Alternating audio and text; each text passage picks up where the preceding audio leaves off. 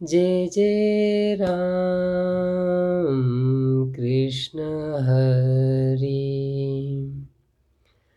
बोला पुंडलिक वरदे हरी विठ्ठल श्री ज्ञानदेव तुकाराम। पंढरीनाथ भगवान की जय। संत सद्गुरु गणेशनाथ महाराज की जय।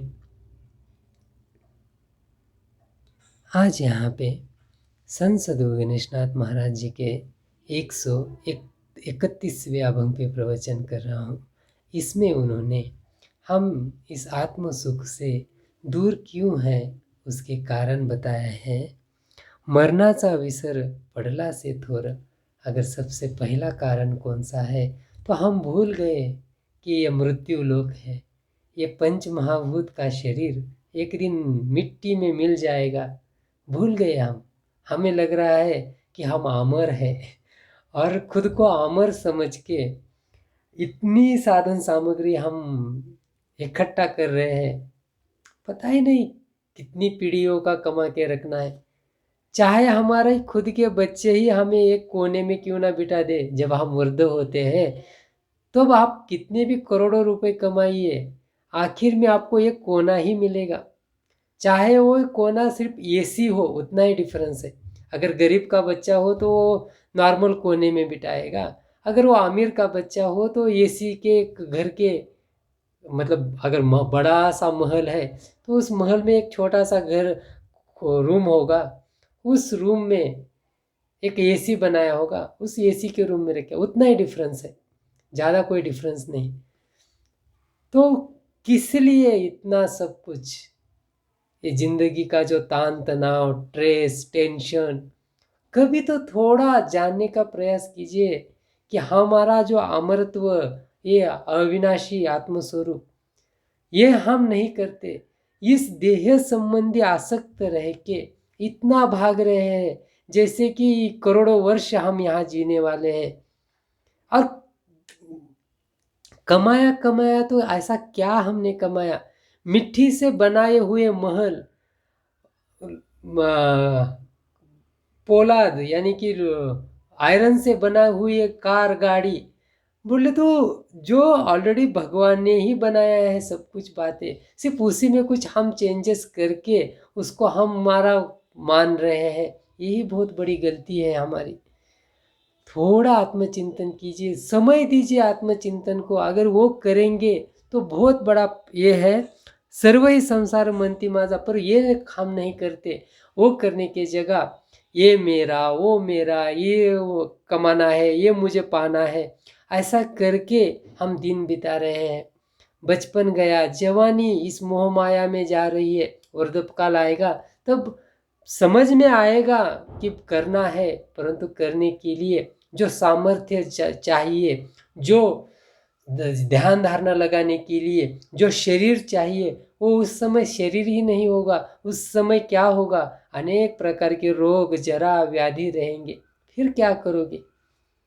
इसलिए जान लीजिए ये मृत्यु लोक है, एक दिन जाना है।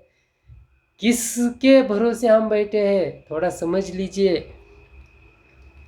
देव तीर्थ ध्यान न करती कदा, कभी भी हम ध्यान धारणा नहीं करते, कभी भी उस परमेश्वर परमात्मा का स्वरूप अंतकरण में उतारने का प्रयास नहीं करते। करते हैं हम देव अर्चन, देव धारणा, वो सब करते। कैसे कि एक वीकली, मंथली, ईयरली कभी तो टेम्पल में गए, पूजा की, हो गए हमारा देव कार्य।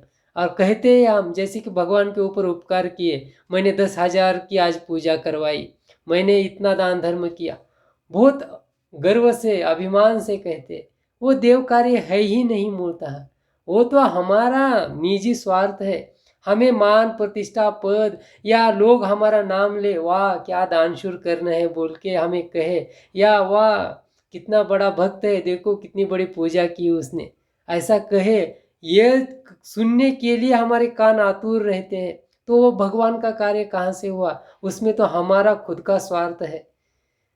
भगवान का कार्य तब होगा जब ये पूरी स्वार्थ की भावना अंतकरण से निकल जाएगी। कोई देखे या ना देखे, अखंड प्रभु नाम चिंतन हर एक श्वास जो आ रही है और जा रही है, राम राम, अगर ऐसा हम जपेंगे तब वो भगवंत कार्य है, तब वो भाव भक्ति है।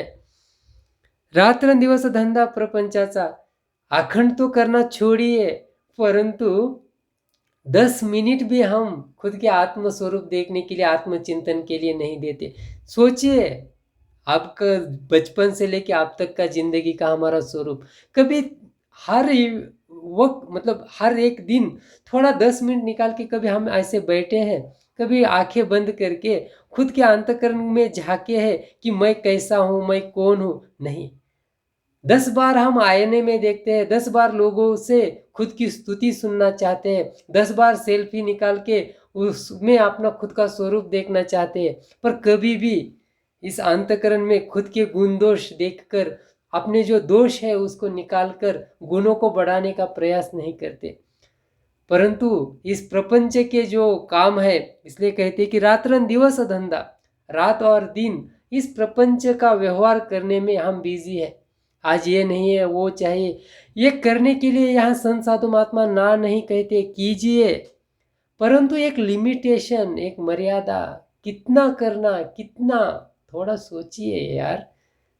ये जिंदगी हमें 1000 साल के लिए नहीं मिला है, बहुत लिमिटेड है, और ऐसे लिमिटेड जिंदगी में बहुत कम समय है हमारे पास आत्मचिंतन के लिए। क्षण भरी जीवा नाहीस विसावा, थोड़ा भी विश्राम हम नहीं ले पाते। एक बंदर को कैसे नचाता है वैसा हम नाच रहे। खुद का आत्मस्वरूप जान के वो मुक्त अवस्था को प्राप्त होना था, उसके लिए देह प्राप्त हुआ था, वो कहीं तो बाजू को रह गया। पशुवत जी रहे हैं, जैसे पशु को उसका खुद का विवेक नहीं है, ज्ञान नहीं है। वो कैसे लोभ के कारण बंदर वो चने के कारण अटक जाता है, मछली अपने प्राण का त्याग करती है लोभ के कारण, वैसे ही हम अनेक प्रकार के लोभ, अनेक विषय वासना हमारे सामने नाच नचा रही है हमको, उसके पीछे हम भागते हैं, और उसके पीछे भाग के जब अटक जाते हैं तो हमें परमेश्वर की याद आती है, अब मुझे बचा ले। कैसे बचाएगा? लोभ, हमने, परमेश्वर ने कहा था क्या कि उस लोभ के पीछे, उस विषय वासनाओं के पीछे भागो? नहीं। अपनी स्त्री है तो अपने स्त्री के प्रति प्यार रखो, उसके प्रति एक निष्ठ भाव रखो, एक वचनी एक पत्नी, अगर आप राम प्रभु को मानते हैं तो वैसा आचरण भी रखो। हम वो तो नहीं करते। देखी स्त्री, मन भाया उसके तरफ, भागते गए उसके तरफ। फिर जब वो अब हमारा जो किया हुआ दूषित कर्म है वो जगत के सामने आता है, या हमारे खुद के पत्नी के सामने आता है, तब डाइवर्स लिया, तब झगड़ा, कोर्ट, पुलिस, ये सब, कितना स्ट्रेस, कितना टेंशन। और आजकल तो लोगों ने इन्हीं बातों को फैशन बना दिया, कहते हैं कि ये बहुत अच्छा है। कौन एक ही स्त्री के साथ पूरा जिंदगी कटाए? थोड़ा चेंज भी चाहिए जिंदगी में। वाह, क्या स्टैंडर्ड स्टाइल है, क्या लिविंग स्टैंडर्ड है। इसलिए कहते हैं थोड़ा आत्मचिंतन करो, उससे ही प्यार बढ़ेगा और आपस में विश्वास बढ़ेगा, ना कि ये स्टैंडर्ड स्टाइल बढ़ेगा। क्षणभरी जीवा नाहीच विसावा, नाटविती देवा कोने काळी। और सबसे बड़ी बात क्या है इस मनुष्य देह की? तो अंतकरण में यह आत्मस्वरूप देखना, परमेश्वर का स्वरूप देखना। अगर यही हम नहीं देखेंगे, यही आत्मचिंतन नहीं करेंगे तो व्यर्थ है जीवन। आए मर गए, कितने यहाँ पैदा होते हैं, कितने मरते हैं, उनकी गिनती नहीं है। यह कारण है शरण आलो सद्गुरुनाथा, हमारे ऊपर सद्गुरु की कृपा हुई, धन्य सद्गुरुनाथा। और आपने जो हमें मार्ग बताया, उस मार्ग पे चल के उस आत्म सुख की हमें प्राप्ति हुई। गणेशनाथ पंथा पावसी। अभी हमें क्या करना है कि अखंड आपके चरणों में, यानी कि सद्गुरु के चरणों में या परमेश्वर परमात्मा के चरणों में पड़े रहना है। समर्पण, अहंकार नहीं है कि मुझे ज्ञान है, मुझे ध्यान है, या मेरे पास धन संपत्ति है। कोई अहंकार नहीं, कोई गर्व नहीं। जैसा आपने रखा है वैसा रहेंगे, हमारा कर्म करते रहेंगे। ऐसा नहीं कि हम आलसी बन के रहेंगे। जो आपने हमें नित्य कर्म दिया है वो कर्म सांसारिक हो परमार्थिक हो, वो कर्म करते रहेंगे और करते करते अखंड आपके नाम का चिंतन करेंगे और उसी से ही हमारी ज़िंदगी की सार्थकता है।